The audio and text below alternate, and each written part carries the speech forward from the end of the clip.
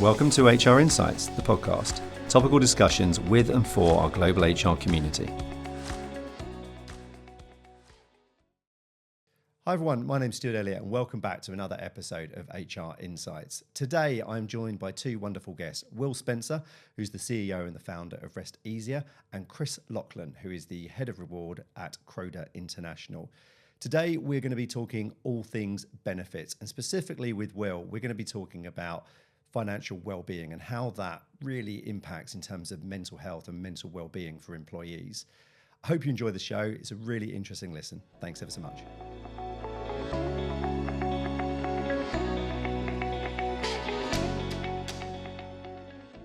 Hi, Chris. Will, welcome to the show. How are you? Very well, thank you. Yeah? Thanks for having us. Yeah, really. Good. Yeah, really good. Sun shining, can't go wrong. Yeah, we're just laughing and joking actually about how it's the hottest day of the year so far. So yeah, it's long may this continue. We've had way too much rain and people all over the world can listen to us talking very British language at the moment. Chris, do you want to do a little intro into you and your background? Yeah, of course. Yeah. So my name's Chris Laughlin. I have spent the last too long, probably 20 years or so, working initially in consulting, working in finance and tax, and transitioning over that time into the HR space with a sort of specialism in reward. But as we'll come on, I'm sure, to talk about in a little bit, sort of broadening sort of responsibility, if you like, in terms of taking into account other aspects of the people agenda. And I think that's how, in part, how the reward practice has moved on in that period. I live in Cambridge, and Not from there originally, though. Well, as we can tell. Can you tell? Originally from Glasgow, Scotland, and I moved south about eight years ago. Yeah. I lived there with my wife, my son, dog, and a cat. So busy enough little household, and in my spare time, it's all about football. So I've been a football coach, and my son plays extensively. So spent a lot of time standing until today. Standing on the touchline, very cold and very wet weather. So hopefully today is a sign that things are heading. You're probably the owner of a dry robe, I would have thought. Not yet. Not yet. Kind of dipped into that. I mean, bear in mind, I do come from colder climes and wetter climes. I can resist a dry robe for some time longer. That's fair. Just on the work front, when did you cross over from the sort of the finance side to the sort of HR side? Yeah, so probably, So I worked in consulting. Being very honest, it wasn't a great boss in that space. And, I said to her, I'm not sure this sort of big four malarkey's for me. Right. And she got me out in some secondments. And one of those secondments led into a reward role. Okay. And that was the sort of transition. Yeah.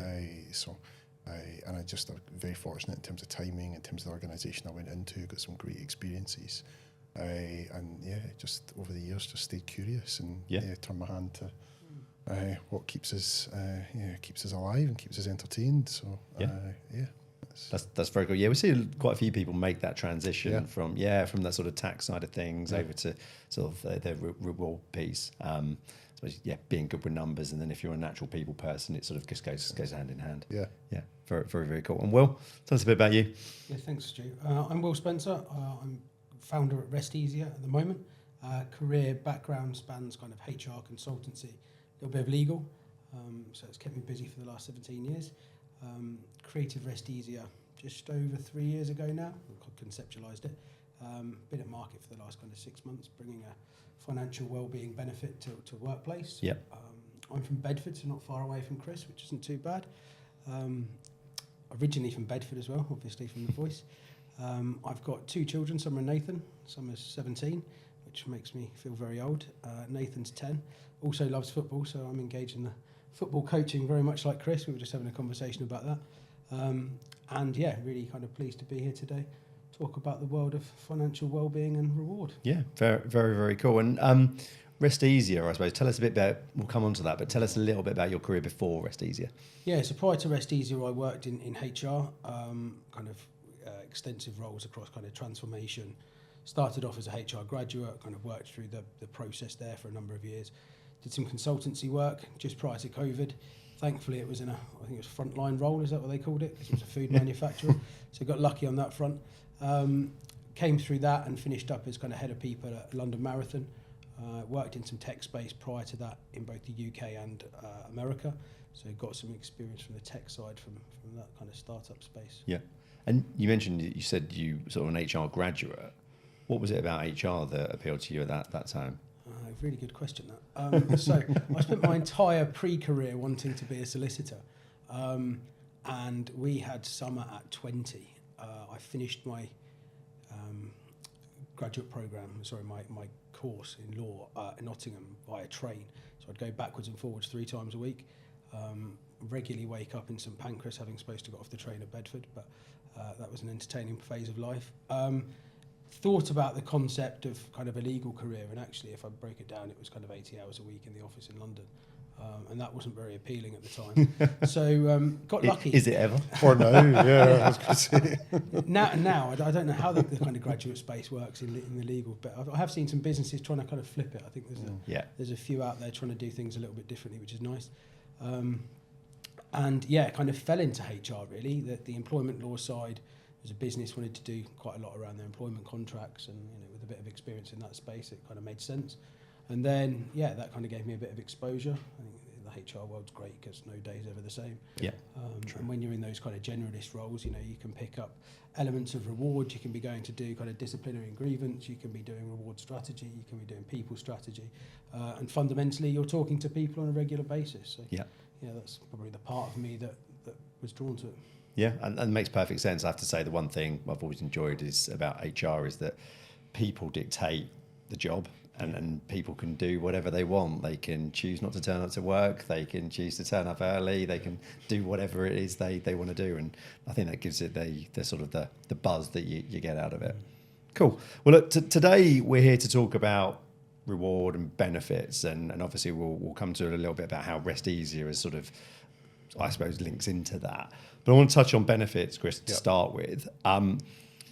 I suppose early on when I started recruiting, I found that it was compensation and then benefits. And actually, even when I say the phrase, it's compensation and benefits. So it's sort of sat in the background. But over the years, I feel like it's become a little bit more prominent. Is that right? Would you agree on that? Absolutely. And I think for me, the real differential as time has progressed is it's been a bit of, it's maybe not the right word, enlightenment that's gone on in organisations where moved away from this is what you get, and we might differentiate on this or that, but this is the offering, to a more mature standback that recognises the fact that what people bring to work is not an isolation of their professional self. It's everything that goes on behind the scenes. It's how and benefits play such a core role in how we all show up on a day-to-day basis, because if you've got financial worries or health concerns or whatever it may be, it doesn't sit in a nice neat box that you put away from 9 till 5 or whatever your working day is. It's something that lives and actually more than anything probably consumes you on a day-to-day basis, while you're going through whatever life events that you are. So I think great companies have realised that that not only is it the right thing to support their people holistically in their lives and not just in the development of their career, but it's also from a business perspective, it's a differentiator and it's a real value add, and there's genuine return on investment when benefits are done right. Yeah. So I suppose when I think about it, again, I'm rewinding the clock a little bit, but 20 years ago, I sort of feel like everyone would just standardise their benefits. So it'd be pretty basic things like life and maybe a basic pension and a few other bits. So it became like that tick box exercise. Have they changed because we care more? Is that what we're saying now? We actually do care a lot more about our employees? I believe so. Okay. I mean, don't get me wrong, there's going to be a huge spectrum, and I'm sure your listeners will even in their own careers think of examples of yes and no in respect to that question. But I do think they care more. But again, I think that's rooted in that there's a compelling business rationale for investing in this space. Right, you've got to do it right. It's not just throwing things at the wall. So I think it's a bit both. But I do think we are more. And just to expand on that a little bit as well, I think you think over the last decade, 20 years, the role and the expectations of what a corporate employer is expected to, cover, and how governments generally have kind of taken a more withdrawn role in some of that, I think, has also played into that as well. So, I think people look to their employer more for, a guidance, whether that's on benefits specifically, or their perspective on whatever's going on in the world, particularly at the pace the world is moving at the moment as well now. So the role of, and I know we're not here to talk about that today, but the role of what business is, I think, is fundamentally different. Yep. So nothing stays the same, and it's sure as hell going to change again in the next 5, 10 years. I'm sure. I'll sort of bring Will into this a little bit as well. But did you see that? You obviously worked in HR for a number of years as well. Like, have you seen it change the workplace? Definitely. So we saw, you talked about core benefits there that, were standardised. We started to see the physical wellness covered. Yep. So, people started to bring into playing things like, healthcare. That became prominent, and that was then pretty much a standard benefit across everybody. We then started to see this shift into mental well-being. So you're covering the physical and mental well-being. What I probably saw 2 years ago was actually that financial well-being wasn't really covered. So if I think about well-being as a Venn diagram, you had these two elements of health and physical kind of pulled into it, so mental and physical. But the financial piece was, classic example. In my previous role, we brought somebody in, they stand at the front, they talk about pensions, they talk about this magic number, 16%. Everyone goes, I don't pay 16%, and everyone leaves the room with a bit of worry. 6 people fill out a form to add 2% to their pension, and tick box done for a year. Yeah. How do you really then drive into that? And I think we've seen a lot of it with the mental well-being space. Yeah. Obviously there's multiple choices out there, but Vitality go down a real cause of trying to push the physical well-being side and get proactive in it. We've seen things like Headspace and Calm come into the equation and really try and drive into the mental well-being space and open that up. And to me, financial well-being as a holistic offering was probably is probably the next state. And I shared last week on LinkedIn a white paper that was written for the government around actually the government pushing financial well-being onto employers as a 2 to 3 year project, because we all see that financial literacy doesn't really exist, or at least at a continuous level, and therefore in most instances it's a rarity that people are actually aware of what is around them. And an employer's educated around pensions for a number of years, life insurances and things like that, but outside of that spectrum, what do they cover? It's definitely got better.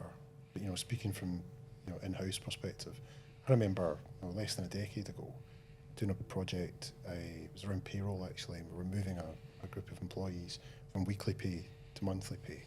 And one of the things that we said we would do as part of that is provide some support around how to budget for a monthly monthly paycheck. And trying to find somebody to come into our organisation and talk to our people about that was so hard. There was nobody out there that was at that end of the market. They all wanted to come in and sell you the wealth planning stuff and talk to you about this, that, and the next thing. And you would talk to these people and they would just look at you like you had two heads, because it wasn't what I know that wasn't what their proposition was, but there was a real dearth of that. Yeah. I do think it's got better, but I agree with Will. I think it's been a laggard compared to the mental and the physical health and well-being agenda, and I think it's we're starting to see it move on that same plane. And it's how do you cover that whole spectrum? So the budgeting piece, the education piece, the wealth planning piece comes into it. Actually, how do you as an employer offer all of that? Because in singularity, it's questionable how effective they are. Because you can do a budget, but if I've got money left over, what's the suggestion to do with it? Everyone auto reverts to pension, but is that the best option for that individual to push the money into? You don't build a house starting with a roof, do you? Right? You've got to get foundations right. Yeah, I think it's a difficult one. I think the pension one's really important, because I think, again, I'm showing my age here, so I rewind the clock a little bit. But when you first start, someone talks to you about a pension, it seems so far away that you're almost like, why am I listening to this? It's totally irrelevant. So I think the financial piece is, I think, a really interesting one, and especially in an environment when, especially here in the news, the cost of living, etc., especially in the UK. But we talked a little bit about how reward has evolved, Chris, over the years. What are the biggest things you've seen change in that space over your time then? Oh, I think you look at where things were when I came into the profession, and it was very much more technically focused. Right. you know, are you going to let the reward team out of their broom cupboard, you know, where they're sitting crunching the numbers and doing the, you know, doing the benchmarking and job evaluation? And that's just a tiny slice now of what the, you know, what the profession's about. And you're as much it sounds a bit naff, but bear with me, you're as much a storyteller now as you are anything else, because you've got to take, you know, that solid basic technical base that you've got that's comfortable with numbers, comfortable with data, and translate it into something meaningful, you know, into something actually meaningful. And, you know, there's an expectation that at least again, in my experience, that, you know, you're solving organisational problems and issues now, you know, that are much broader and more complex than perhaps the more tactical, you know, core work, which has its place, and you need to have, you know, good robust processes and structures. Don't get me wrong, like, again, it's a bit like my house analogy, you know, you have to build from the foundations up. Yeah. But the agency to go and make an impact, I think, in this space now is far broader. And I think you see that actually with, you know, if I think about some of my peers and some of the talent that, you know, I've been fortunate enough to work with over the year, and the careers that they're having now, you know, they're less and less vertical, you know, and there's more and more of them going into broader, you know, chief people officer type, type roles ultimately than you would have said 10, 15 years ago, but you would have probably said, no, just keep them in the broom cupboard. bring them out when you need them. Yeah, that's how do you as a company put a value on benefits? Because I'm guessing that certain people in your organisation value certain benefits more than others. Right. So I'm going to no doubt contradict myself here, right? And I'll do that several times over the course of this session, right? But yes, do different audiences and different demographics have, you know, generally different preferences and perspectives. Yeah. Yes. However, we're all much more alike than we are different, right? And there's certain things that, for me, that, you know, regardless of, you know, whether you're at the start of your career, coming towards the end of your career, you want simplicity, right? You want things, clarity around, you know, whatever it is that you're handling, and you want immediacy of access. Right? We all want that. That's the world we live in now, right? Now, if I'm in my middle age, you know, and I'm, you know, I might have more of a focus on pension than someone at the start of their career, or I'm coming towards retirement, you know, I might also be focused on pension, but from a different perspective. Yeah. But the fundamentals are all still, I think there's a thread that runs through everybody. Now, in terms of how we get to that as an organisation and think about, well, what are we doing? Are we doing the right things? You've got to create the mechanisms to listen to what your people are telling you, and they've got to be frequent. It can't just be the once a year survey that goes out. It's got to be a little bite size, bang, bang, bang. You know, tell us, you know, do you value what you've got? You know, give us a quantitative rating around that. Yeah. But also, here's a little opportunity for you to give some qualitative data. And with the tools we've got now, we can do amazing things in terms of sort of bring together that sentiment and use that to, you know, to essentially, you know, go and act on that feedback that we've had, and pivot the offering so it fits better for the population of people we have, or the populations of people we have. So yeah, as I said, I would contradict myself a little bit there. That's right. But that's, you know, I think that's really interesting. So my experience in the HR space and the reward piece was you would always just add to your benefits platform or your benefits offering. And I would say that what I've probably seen over the past 2 years is actually more of a review process, exactly what you're saying.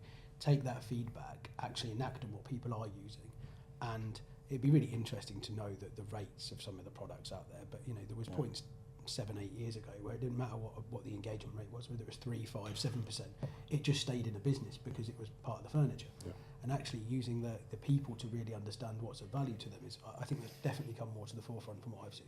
Yeah, I think smaller valued core of benefits, and then you can have the voluntary fringe around. Yeah. Generally, is what I would say, that, you know, that allows to play to that. So if you want an electric car, or you want, I mean, there's all sorts of, you know, weird and wonderful things even still out there. I mean, we've test driven a few of them over the years, and you think, how did these make it to market? Yeah. Like, you know, but, you know, it's and I've definitely been guilty of that in the past, of going, we'll just add that, it's easy, we can just add that in, it can go into the platform, and now we're much more intentional.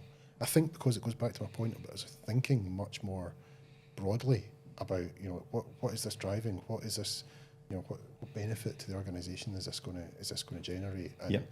if hopefully it all comes back to these moments that matter, and if we're supporting our people in the moments that matter through what we offer in terms of benefit suite, then you can kind of go, yes, we're doing the right thing. And if Right. you're not, you can kind of go, well, it's nice to have, let's lift and shift and Right. put it over here, or do it, in the future. Makes sense. Do flexible benefits still exist?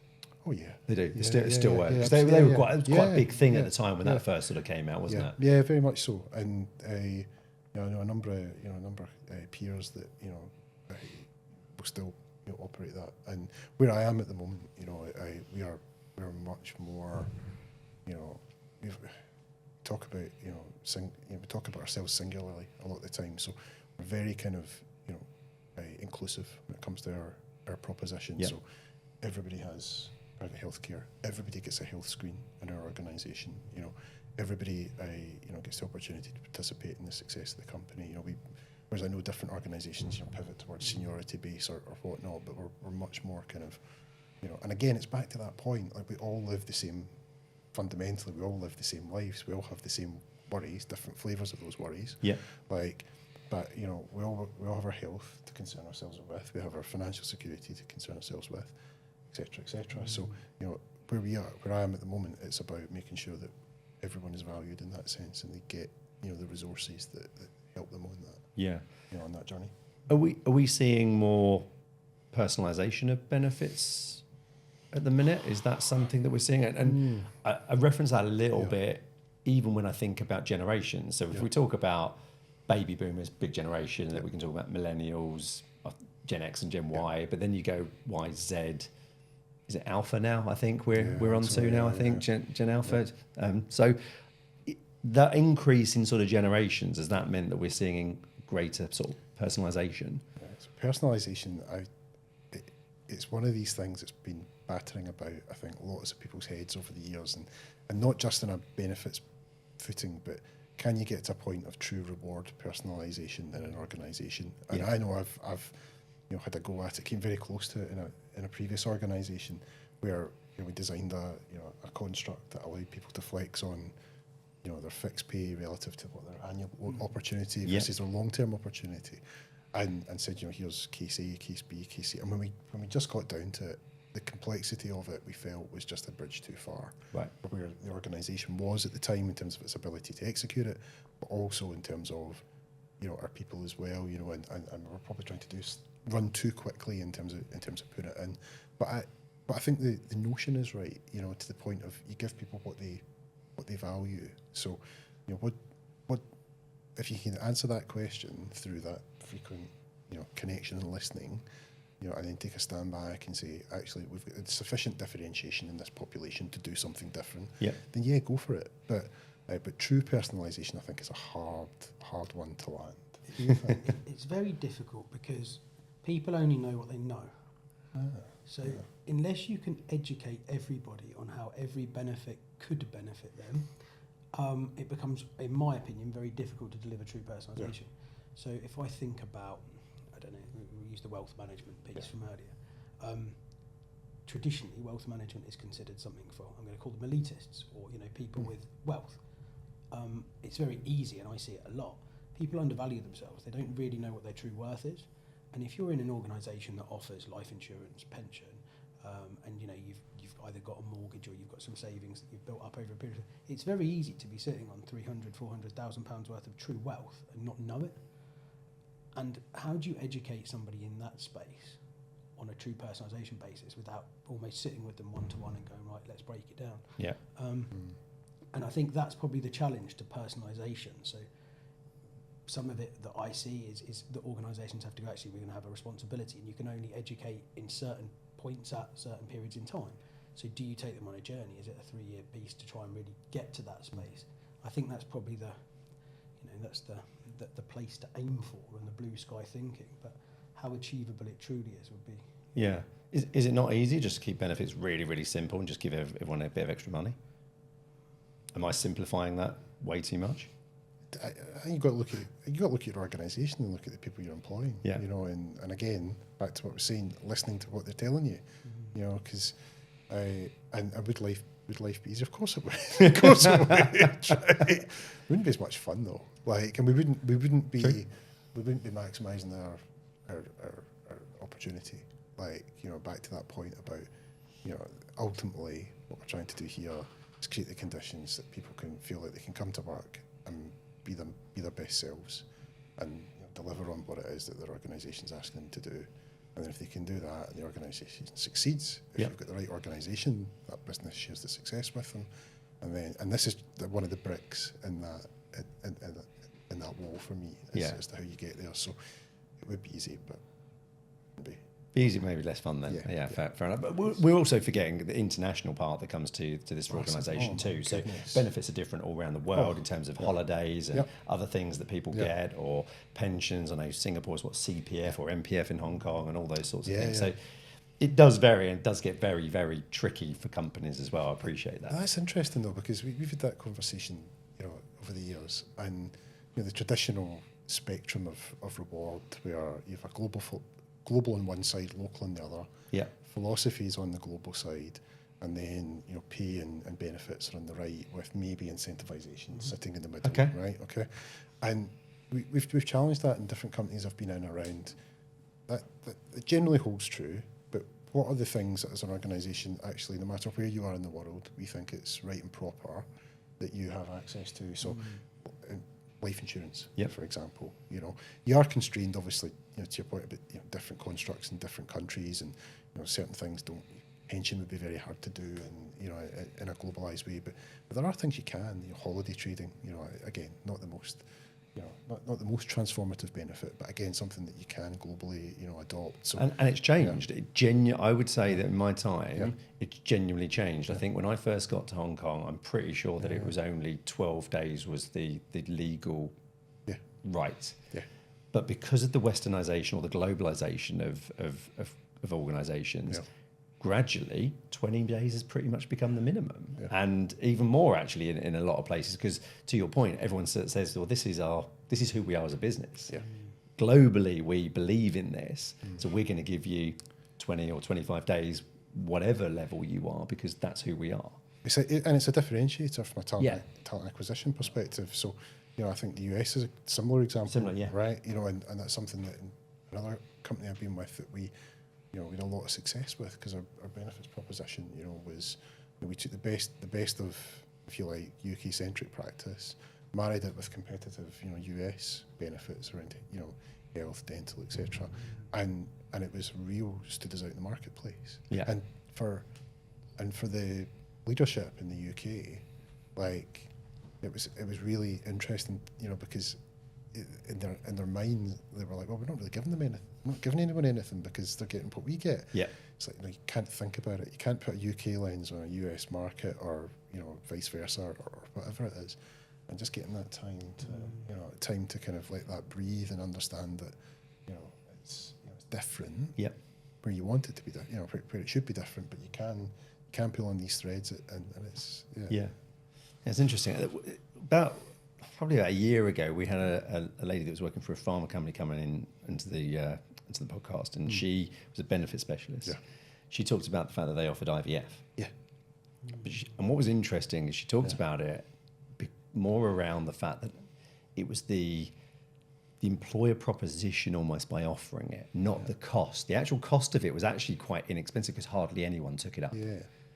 But being seen as an organisation that offered a benefit like that, they were able to maximise in terms of their value proposition, in terms of the values of the organisation. Are you seeing stuff like that a bit more too? Oh yeah, undoubtedly. And again, lean into the space that you're in as well. So, you know, I worked in the spirits industry for a number of years, you know, and in that example, giving people access to the product, like, was an incredibly powerful benefit. Because, you know, it was premium product. It's, you know, and we gave access at very, very cheap prices, like, to our staff, and it was a moment, it was a source of pride. Like, almost you created 6,000 brand ambassadors by doing that, right? Because they would take a bottle, they would go to the staff shop, buy a bottle, take it to a party, they give it as a gift, whatever it was. So there's, you know, definitely lean into that stuff. Another company I was at, you know, we were fast growth, and we wanted to design an equity plan that allowed our people to share in the success of the the organisation as it grew. It was fantastic because we were basically told, disregard convention and come up with something no one else has done before. Yeah. And we had the right conditions to do it. We were fortunate in terms of, where the trajectory of the business and the size of the company and whatnot. But again, we put that into play because it fit perfectly with where we were going as an organisation at the time. Right. And it really supercharged the growth. And it didn't just supercharge the growth from within. It, all of a sudden, everyone around in the sector was looking in and going, no one else is doing it. Like, I want to be a part of that, and it was just fantastic because that's very cool. Because if you're a wee bit brave, like, it's amazing what you can get in return, and they don't all work, right? Let's be, let's not sit here and be, and I shouldn't sit here and be like, oh, this one was great and that one was great. Like, the stuff that you do that doesn't work, right? But you learn from that, and then you move on to the next thing, and hopefully. Tell us one benefit that really, really didn't work. Oh goodness. Where do we go? We had one. Don't know if they're still on the go or not. Actually, maybe I shouldn't say. Let me think about that just for a second, if you don't mind. Well, I'll tell you what, one's on a little bit because obviously we want to talk about wellness and obviously benefits. I do feel as though for all the bad things that COVID was about, one thing I do feel it did is it accelerated the discussion around wellness.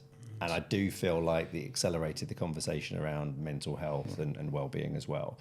And I think that's been a real positive around, I suppose, the benefits then that companies offer. And I suppose, Will, this is where your company now comes in around, I suppose, well-being and that sort of mental health aspect as well from a financial perspective.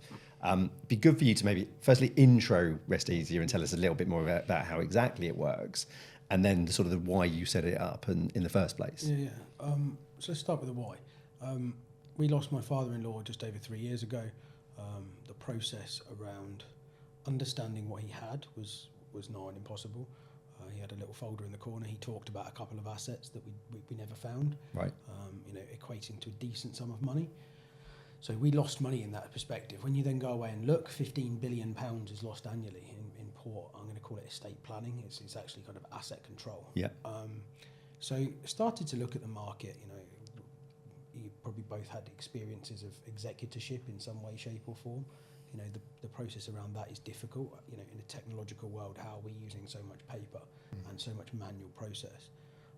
So Rest Easier started off as a concept to try and fix some of those things. Where it's grown to over the last probably 9 to 12 months after some initial, we kind of did an initial launch back in February last year, taking some feedback on, is a holistic wellbeing tool. So it educates, and it does budget planning. So a really simplistic budget tool, educates around an array of topics. We've got a learn module. In that you've got various things from understanding different options to spend money on from a pensions perspective, where specific advice is needed. We'll push you out to providers. We'll talk about how to plan to get a first mortgage, additional things to consider when you're getting your first mortgage. Do people think about council tax and all the other bits that come into it that you actually need to budget for? We help people plan around having children. What's the actual true cost of that? Because I haven't seen anything around that. And when I was 19 and prepping for summer, I certainly didn't plan for it to cost what it did. Yeah. So that was a wake-up call for me. Right through to bits and pieces in there around pension planning. So the full spectrum. Then we kind of reverse engineer a soliciting fact find to understand about you, and it's a really simplistic, intuitive process. Which you've seen it. It's you can't really go wrong with it. Making sure that we cover things like disinheritance. That in the modern world, so many people now are getting divorced, remarried, have got children from different partners. If you don't do anything in this space, what happens is, like, let's say I go and buy a house with my second wife, and I've got children from a divorcee. The house will move to my new wife, and that's just how the process works. It doesn't mean my children are going to get anything. Right. If she decides to write them out of everything, it's gone. Seeing it from a working perspective, you've got benefits in the workplace, life insurance and pension. Someone passes away and they haven't updated the beneficiary form, that money goes to somebody that otherwise shouldn't have had it. I've seen that 3 times in my career. Me too.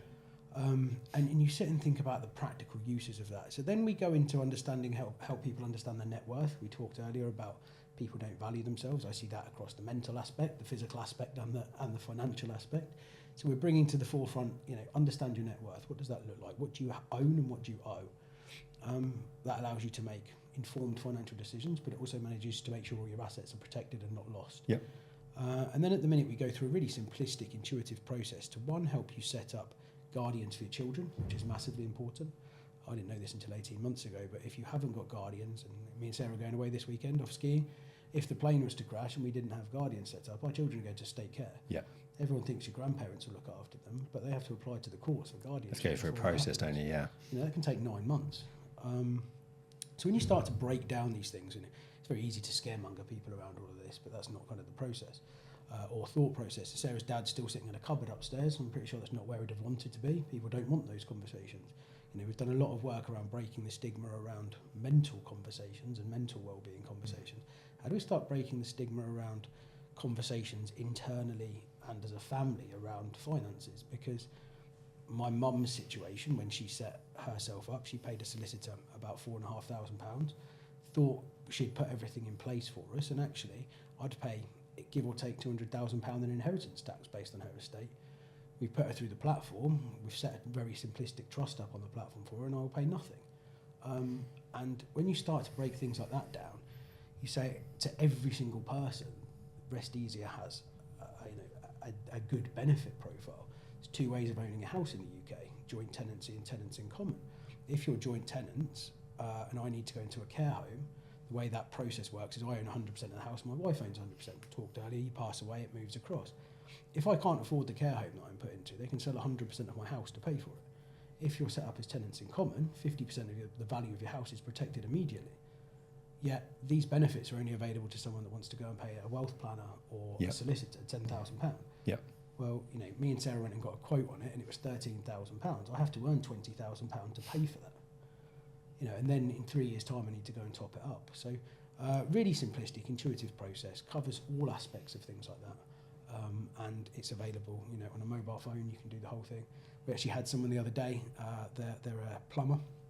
They set their estate up in 12 minutes on a lunch break in their car.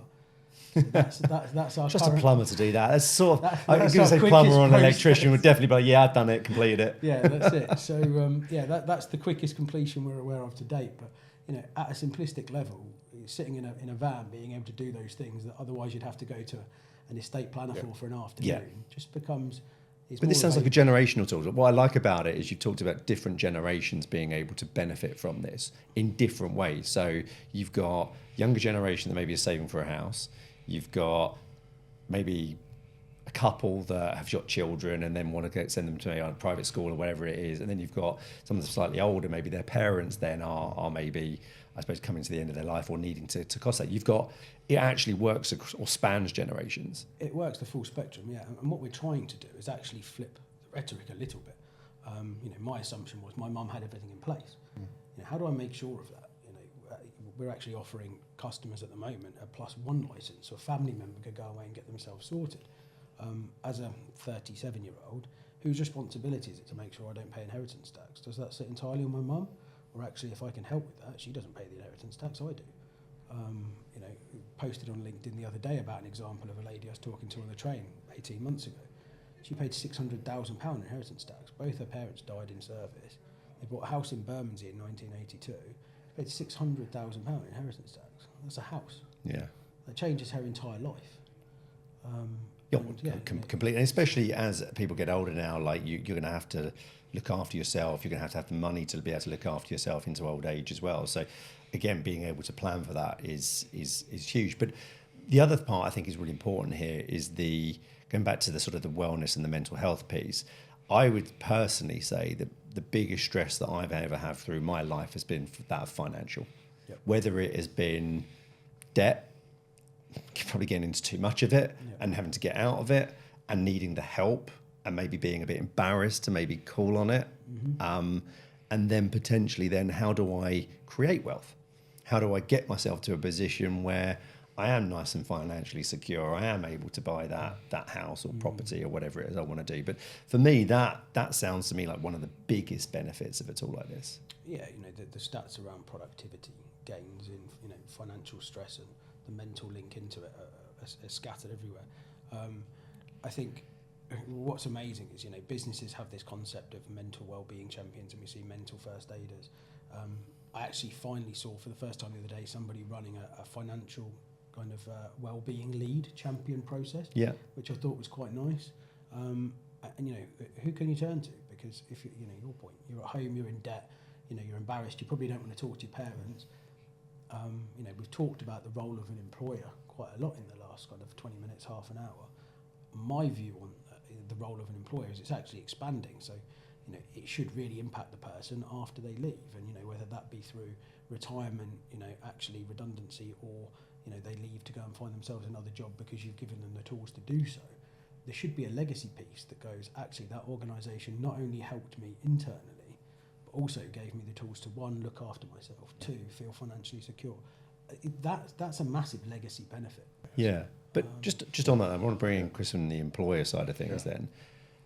How do you think about your employees when you're maybe bringing in or thinking about a benefit like Rest Easier? Do you think of it because it's an idea that came up, or do you think of it because this is what your employees are telling you they need? I think anyone worth their salt is thinking about it from a few different angles. Right.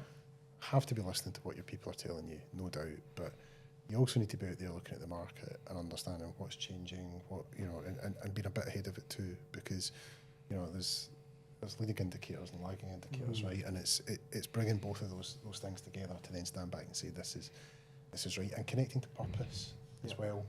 So making sure, doing the purpose check. Does this fit with who we are as an organisation? I think what Will and his team have developed is genuinely, and I'm not saying this just because we're together, it's genuinely a game changer. Out there in the financial wellbeing space. From the first time we had an opportunity to talk, I thought there's something about this that really, I completely agree. That really resonates, and it's that piece you just described about living beyond the transactional employment relationship to give something of true lasting benefit.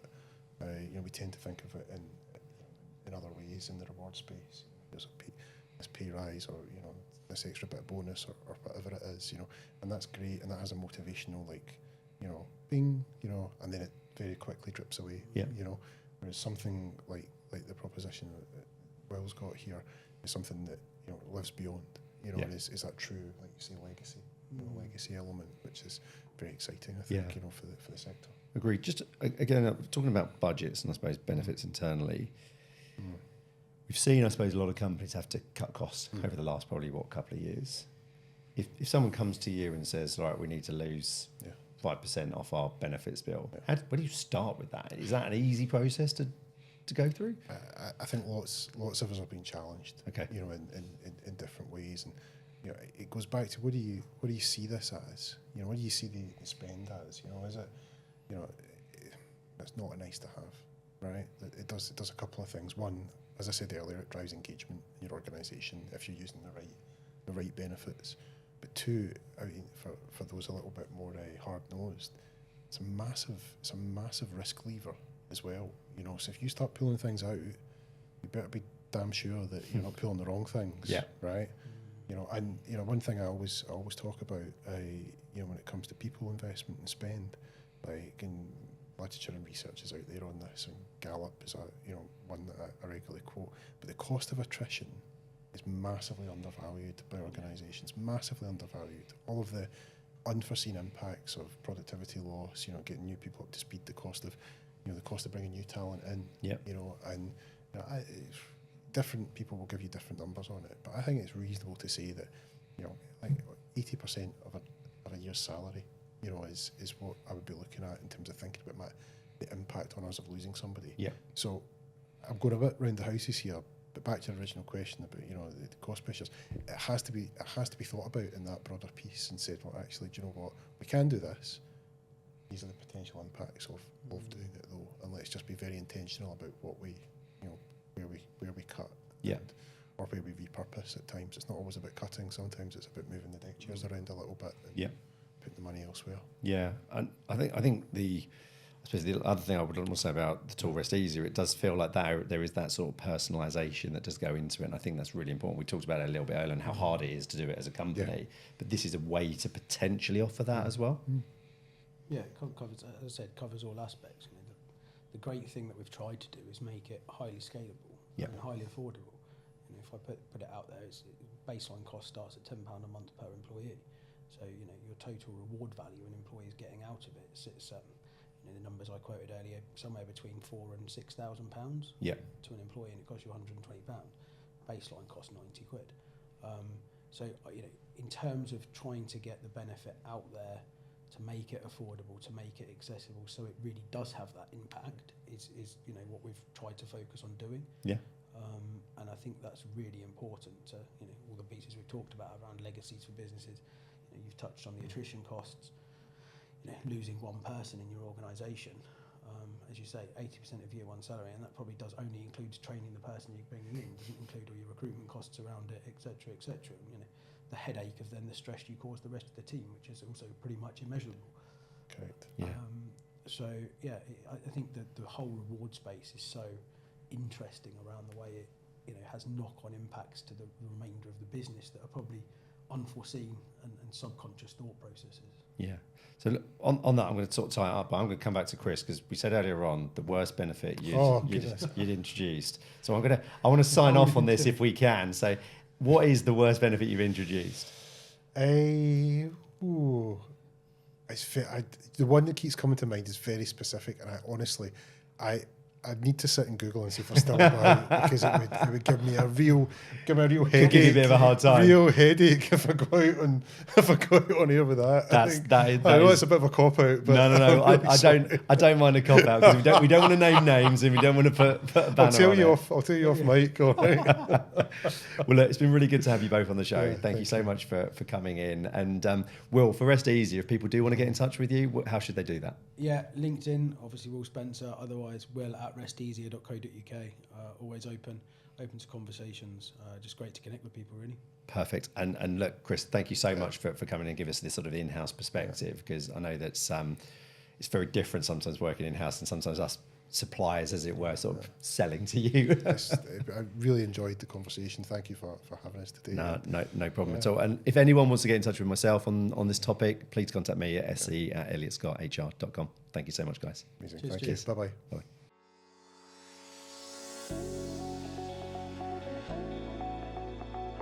If you want to stay up to date with our content, please register to HR Insights via our website. Elliott Scott, the exclusive HR search and recruitment partner for HR leaders and professionals across the globe.